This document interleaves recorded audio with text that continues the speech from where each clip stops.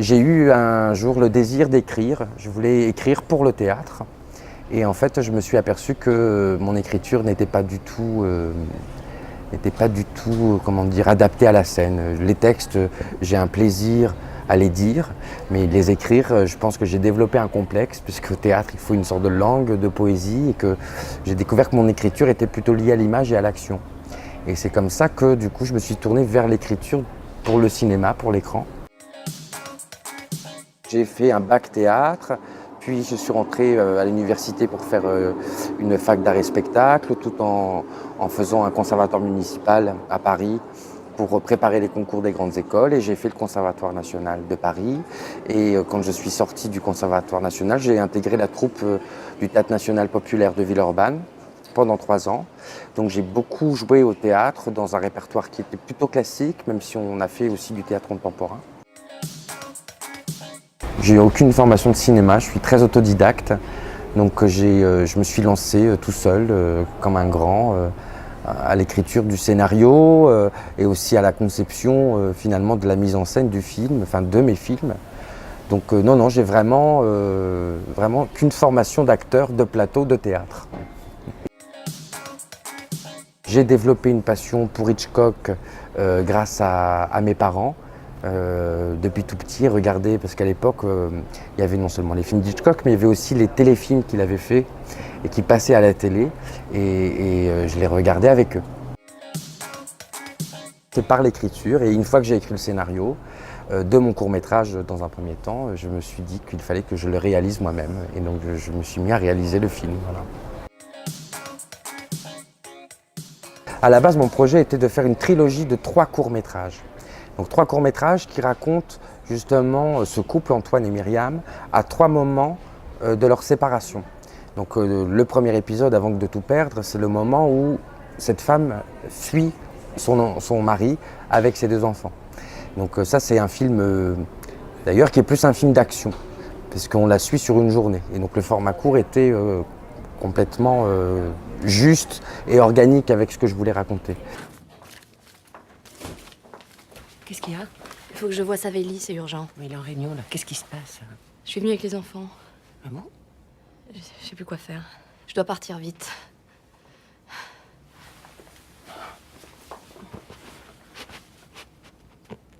Et les 2 autres épisodes, ce qui est concerné le moment du passage devant le juge avec le divorce et la question de la garde de l'enfant, et ensuite le 3e épisode devait être les conséquences de la décision de la juge. Je me suis aperçu une fois que j'étais en montage image du premier court-métrage que les 2 autres allaient déséquilibrer mon projet, parce que l'un étant la conséquence de l'autre, il fallait que je les rassemble.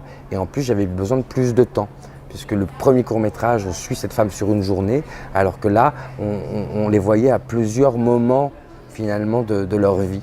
Et j'avais besoin de plus de temps. Donc c'est pour ça que j'ai rassemblé le 2e et le 3e épisode en un lot. Voilà. Oui, ça m'a inspiré à la base. C'est vrai que la tragédie grecque, c'était vraiment le point de départ. Je cherchais l'équivalent dans notre monde contemporain de la tragédie grecque, de la tragédie classique, qui sont les liens de sang, les liens de pouvoir, les crimes d'honneur, comme on voit dans les grandes figures tragiques. Mais après, ayant découvert finalement que la violence conjugale était notre tragédie aujourd'hui, après, je me suis éloigné de la structure dramaturgique de la tragédie, même si dans le long métrage, on peut voir qu'il y a quand même 3 actes. On est dans une structure en 3 actes, mais je n'use pas les ressorts du tragique qui sont le choix entre l'amour et l'honneur, quelquefois aussi la mort d'un des héros. Je suis pas du tout j'ai pas respecté ça en fait. Mais par contre, oui, ça m'a, en tout cas à l'écriture, je me suis inspiré, mais ça c'était parce que je ne voulais pas rester que dans le sujet et dans le fait de société ou dans la chronique ou dans le fait divers. Je me suis inspiré de 3 films pour garder du cinéma et pour influencer, avoir un vrai souffle de cinéma. Les 3 films qui m'ont aidé, mais ça c'est à l'écriture, ont été Kramer contre Kramer, La Nuit du chasseur et Shining. Et c'était ça qui était intéressant finalement, c'est comment on passe d'un drame social et d'une situation complètement banale qui est un divorce pour finir dans un film d'horreur. Et déjà, ne serait-ce que d'avoir ce trajet, déjà, comment dire, ça balise le film dans une certaine direction. Et donc c'est vrai que j'ai travaillé énormément la structure avant de rentrer dans l'écriture même des scènes. On peut comprendre autrement les choses par l'émotion et par l'identification des personnages et aussi par la distance que nous, en tant que spectateurs, on peut avoir entre une histoire jouée, finalement, fictive, et contrairement à un documentaire qui n'est juste un reflet d'une complète réalité.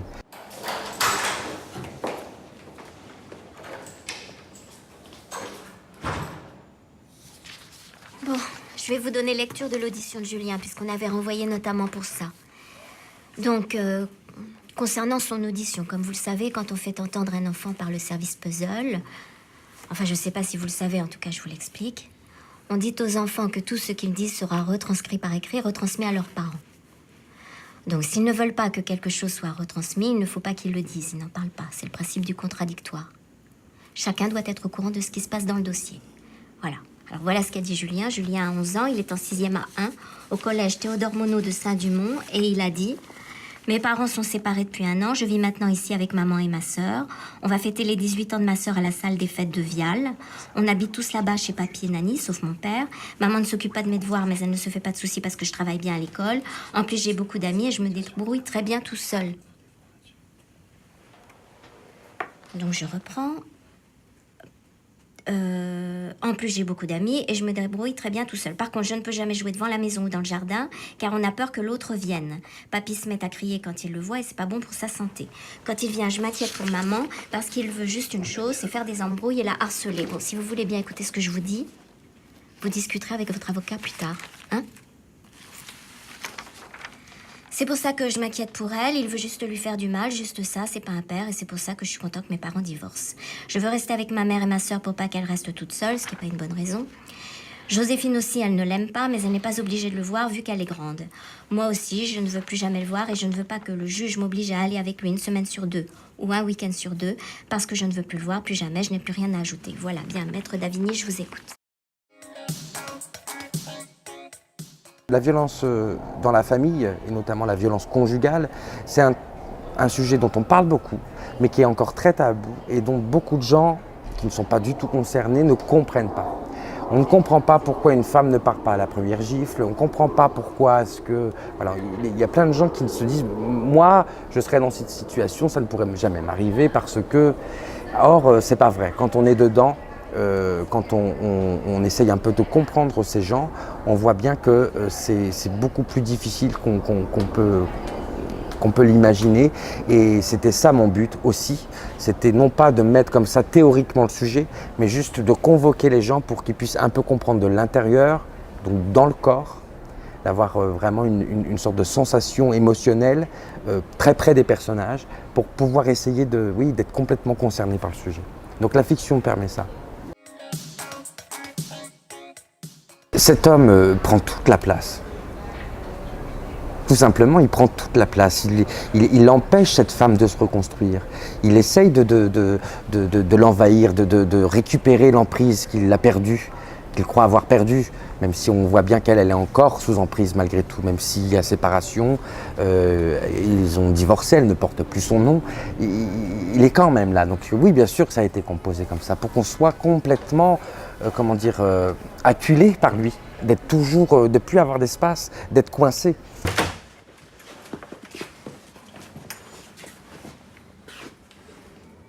Ça te dérange pas?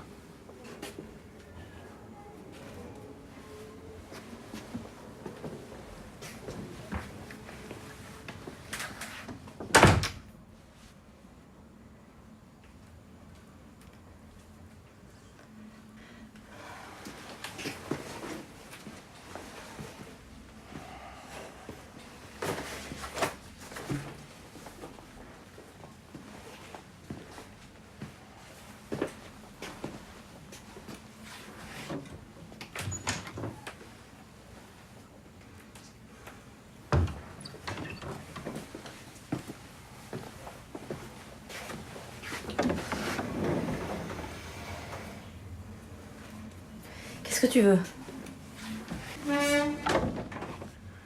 Je savoir où vivent mes enfants.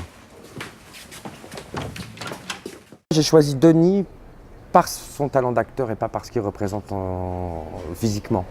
Et aussi parce que, à la base, j'avais écrit pour Léa Drucker, et quand Léa m'a dit oui, je voulais trouver en face d'elle un acteur qui soit comment dire, à la hauteur de son talent. Et c'est vrai que Denis et Léa, je les avais vus déjà ensemble dans plusieurs autres registres. Ils ont beaucoup joué ensemble, ils se connaissent bien, et c'est un acteur avec qui, de toute façon, je voulais travailler depuis le début. Donc c'est vraiment plutôt la nature de ces acteurs, qui sont des acteurs humbles, qui se mettent derrière le personnage, qui n'essayent pas un peu comme ça de prendre trop de place, justement, on parlait de la place, mais de prendre trop de place émotionnelle pour montrer une performance. Ce sont vraiment des gens qui sont au service d'un sujet, d'une histoire.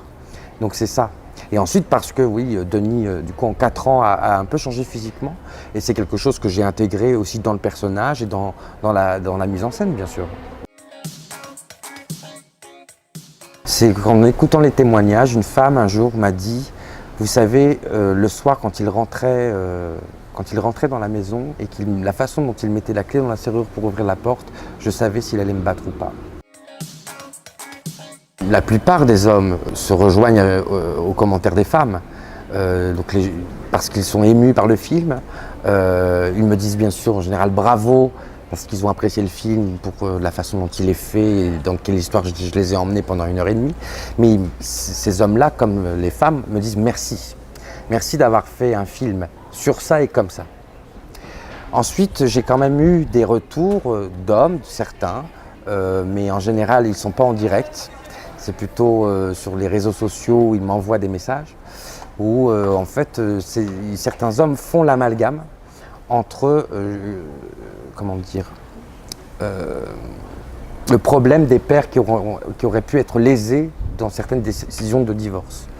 Et ils ont l'impression que le film va contre eux, c'est-à-dire qu'ils font un amalgame entre la paternité et la violence conjugale. Le film raconte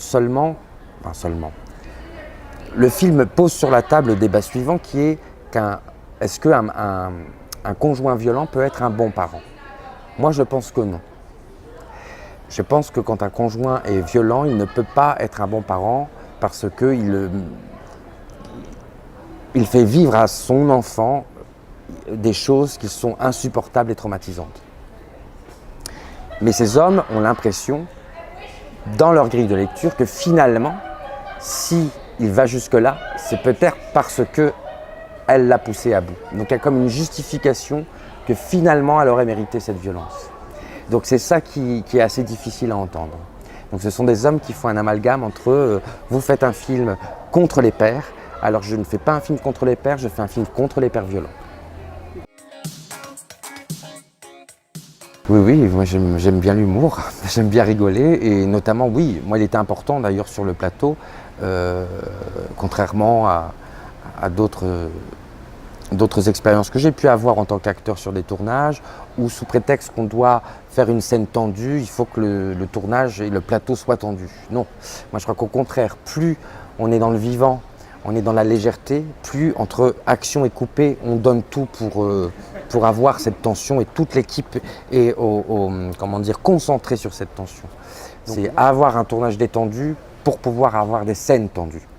Donc ça a été ma politique pour le tournage. Je pense me tourner vers la comédie un jour. En tout cas, mon prochain film sera une sorte de comédie noire, je pense. Voilà.